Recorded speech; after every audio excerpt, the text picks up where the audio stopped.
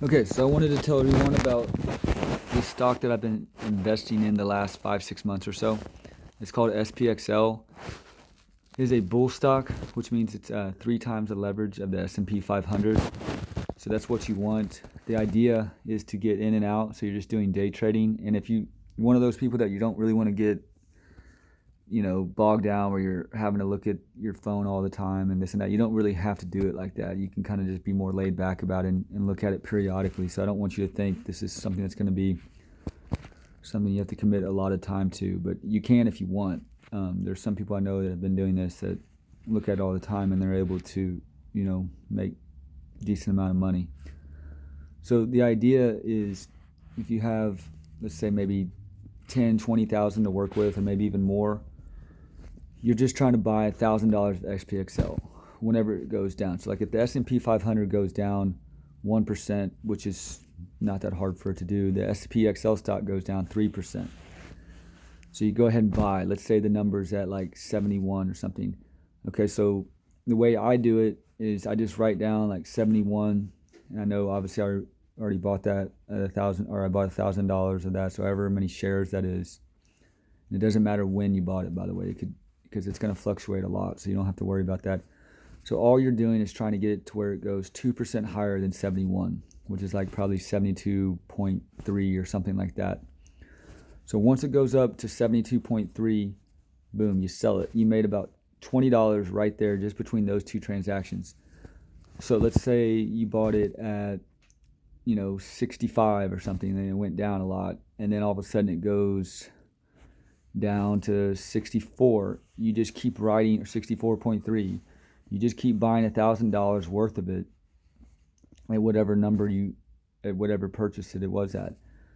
So if you have like decent amount of money, like I said, this makes it a lot easier because you might run out of some money at some point. But this is the thing that I always come back to. That's why I really am trying to explain this to friends and family. I already have to many people. It's eventually going to come back up. So I talked to my buddy that had originally introduced this to me, and before I wanted to make this video, I was just asking him, and he kind of reiterated the point. You never know what it's going to do. Like when it goes down 5%, which happens a decent amount, I mean, most everyone is buying. And then like the other day, it actually went down 10%. Well, of course, like most everybody is going to be buying.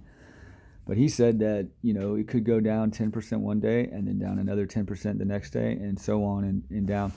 So you just have to be careful you don't get overcommitted. He has more money to work with than me, so I've gotten a little aggressive at times because you want to make more money. But generally, like the rule of thumb is you will not lose money. Is obviously if you go by the rule that you will never sell it for less than what you bought. That's the key. That's what you always got to do. Even if you see in your account you're down like $1,000 or something, just look at it like, okay, I'm still trying to make my $20 for those two transactions. Say I'm down $1,000. Say it went all the way down to 55. Well, if I still have some more money to play with, I bought it at 55, and then it goes up to 56.2 or something, and I made my $20 for those two transactions. All that other money I had that I'm supposedly down, which I am, it's on hold. That's the way to look at it. Because if you look at it, the stock market again will eventually always come back up at some point. It might be a while. That's why some of this, it might not be for you if you don't have the money or the patience to be able to wait. But I think it is definitely worth it. I like I said, I've introduced this, and everybody's had success with it. You just have to not get greedy and show patience, but also get in and out. That's the key. Don't think, okay, I could sell it for $20 right now, my $1,000 back, but I think it's going to keep going up, and so I could make $30 or even more, because maybe say I have a bunch of purchases. Say I had bought 72.1, 72.2, 72.3, and it's up like at 74 right now, and it's like shooting up. Even like 74.5 would make you another, I don't know, $40 or something like that.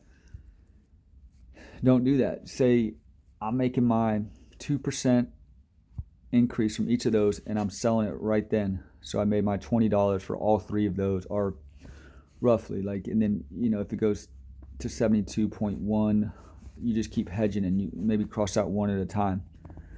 So anyway, if anybody has any questions, feel free to contact me, and my number is 713-857-3113. I really feel like this is a way, once I get enough money, which I'm working towards it because I'm still working on my job as a tennis instructor, but I think in the future, I think there's a chance I might not even have to work that much, because if you have, let's just say you had, I don't know, 100,000, 150,000 to work with, you could make, I think you could easily make 20 to 30,000 a year off this. And then if you add that to that amount, and then over a few years, I think you could get, to where you might not even have to have like your regular job, which would be something. So anyways, thank you.